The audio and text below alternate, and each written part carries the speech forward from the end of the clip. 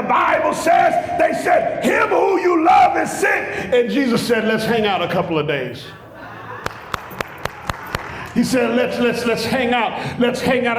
It would seem at first glance that Jesus doesn't care. It would seem at first glance that Jesus is indifferent. It would seem at first glance that Jesus is not as he doesn't love Lazarus. It would seem at first glance that they mistook the love that he had for Lazarus as something greater. It would seem at first glance. It would seem at first glance that he is indifferent to their circumstance and their crisis, that this is a turning point for them, and God isn't showing up. What kind of God would sit by and let this happen to me? I wonder how many of you have ever asked that question in your life.